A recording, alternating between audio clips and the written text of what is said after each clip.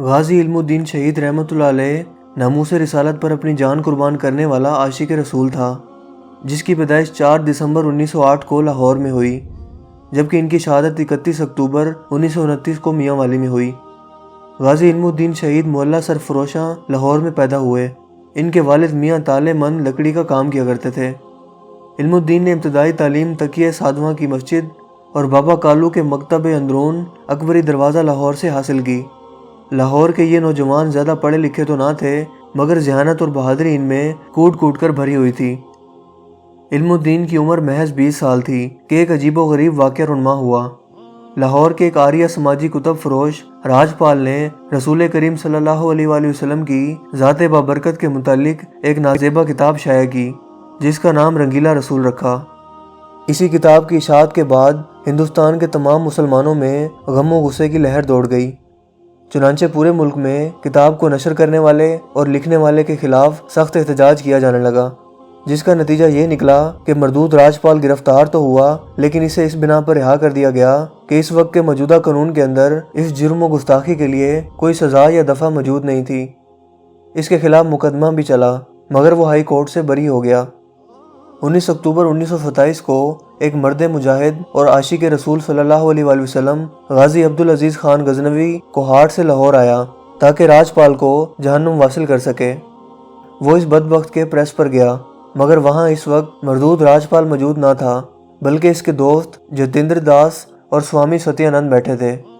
عبدالعزیز راجپال کی شکل سے واقف نہ تھا، لہذا اس نے سوامی ستیانند کو راجپال سمجھ کر قتل کر دیا۔ چنانچہ عبدالعزیز کو ڈسٹرکٹ مجسٹریٹ نے 14 سال کی قید سنائی۔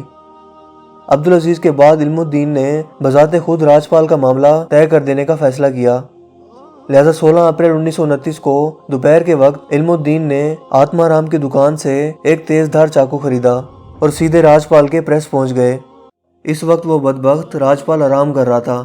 علم الدین نے جاتے ہی اس کی چھاتی پر چڑھ کر پے در پے وار کرنے شروع کر دیے۔ اس وقت راجپال کے 2 ملازم بھگت رام اور کیدار ناتھ بھی وہاں موجود تھے، مگر ان کی ہمت نہ ہوئی کہ آگے بڑھ کر راجپال کو بچاتے۔ چنانچہ راجپال تڑپ تڑپ کر جہنم رسید ہو گیا۔ اس کے بعد علم الدین نے سرے بازار اعلان کیا کہ میں نے گستاخ رسول صلی اللہ علیہ وآلہ وسلم کو ہلاک کر دیا ہے اور خود کو گرفتاری کے لیے پیش کر دیا۔ غازی علم الدین پر مقدمہ چلا۔ ہائی کورٹ نے انہیں موت کی سزا سنائی۔ ان کا مقدمہ قائد اعظم نے لڑا۔ ہائی کورٹ کے بعد پروی کونسل نے بھی یہ سزا بحال رکھی اور 31 اکتوبر کو پھانسی کی تاریخ مقرر کی۔ اس وقت عدالت کے احاطے میں غازی علم الدین نے تاریخی الفاظ کہے کہ جب آپ لوگ توہین عدالت برداشت نہیں کر سکتے تو میں اپنے آقا اور رسول کی شان میں گستاخی بھلا کیسے برداشت کر سکتا ہوں۔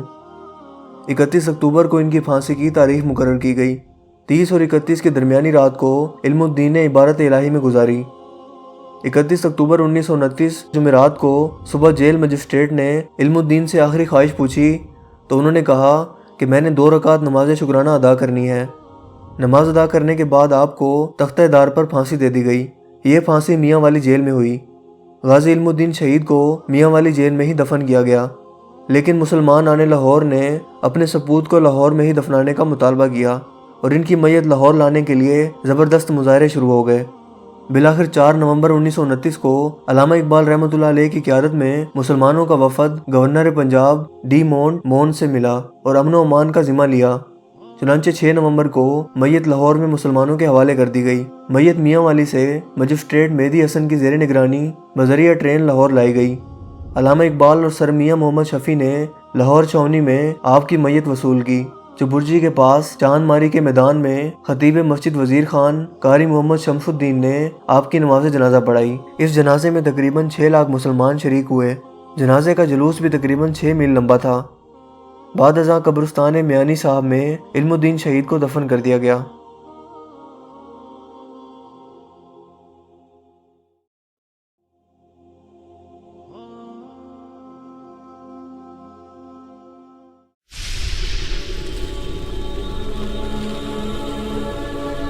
مجھے امید ہے کہ آپ کو ہماری یہ چھوٹی سی کاوش ضرور پسند آئی ہوگی۔ اگر ویڈیو آپ کو پسند آیا ہو تو اپنی پسندیدگی کا اظہار اس ویڈیو کو لائک کر کے اور شیئر کر کے ضرور کیجیے گا۔ مزید اس طرح کی ویڈیوز کے لیے آپ ہمارے چینل کو ضرور سبسکرائب کیجیے۔ چینل کو سبسکرائب کرنے کے بعد بیل کے آئیکن پر بھی ضرور کلک کیجیے تاکہ اس طرح کی ہر نئی آنے والی ویڈیو کا نوٹیفیکیشن آپ کو سب سے پہلے مل سکے۔ آپ اپنی رائے کا اظہار کمنٹس میں بھی کر سکتے ہیں۔ میرا نام ہے اسیب شفقت اور آپ دیکھ رہے ہیں ہنسی ٹی وی۔ میں ملوں گا آپ سے ایک نئی انٹرسٹنگ ویڈیو میں، تب تک کے لیے اپنا بہت سا خیال رکھیے گا۔ Thanks for watching. اللہ حافظ۔